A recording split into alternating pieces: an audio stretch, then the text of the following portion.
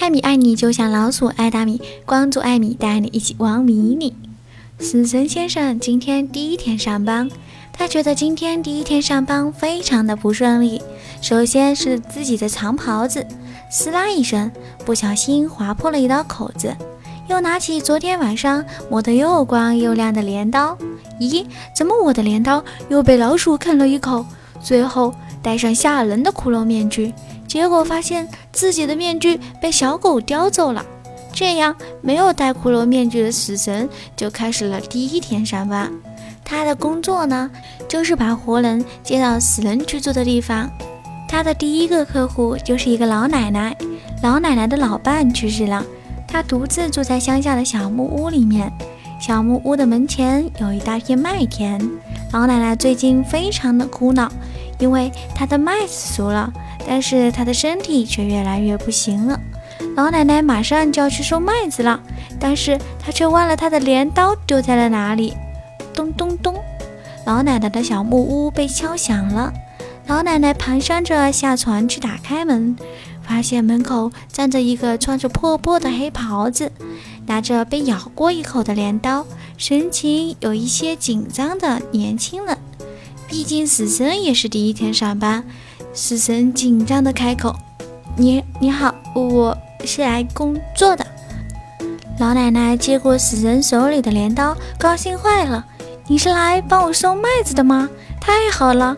死神听见老奶奶这么一说，瞬间就不好意思说自己是来取她性命的了。他看见老奶奶在田间劳动的背影，动作虽然非常的慢，但是却干得非常的认真。我得把镰刀拿回来啊！要是拿不回来，我还怎么带走老奶奶的灵魂啊？死神站在麦田的边上，磕磕绊绊地说：请把镰刀给我，我还要工作。那就拜托你了。老奶奶擦了一把汗水，笑了起来。在下午，老奶奶就坐在田埂边，指导着死神帮自己种麦子。不对，你要从那里下刀比较好。不对，你的力气用得太小了。就这样，死神拿回自己的镰刀后，在炎炎烈日下帮老奶奶种了一下午的麦子，顺便听老奶奶说起她的老头子。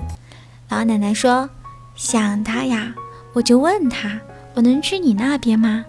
老头子说：不行，你胆子那么小，去了那边你肯定会害怕的。听他这么一说，我就不太想过去了。死神的表情很复杂。晚上，死神在床上翻来覆去，最后他悄悄地爬起来。他想，我还是走吧。于是死神蹑手蹑脚地朝门边走去。好心的先生，你不带我走吗？原来老奶奶并没有睡着。请带我去见我的老头子吧。没错，我的胆子是很小，但是如果带我走的是你这样一位好心的先生，我不会害怕的。你带我去的一定不是很差劲的地方。死神擦了擦眼泪，慢慢地举起了镰刀。天快亮的时候，死神和老奶奶走在一条美丽的路上，他们走得很慢，老奶奶看起来就像是一个幸福的新娘。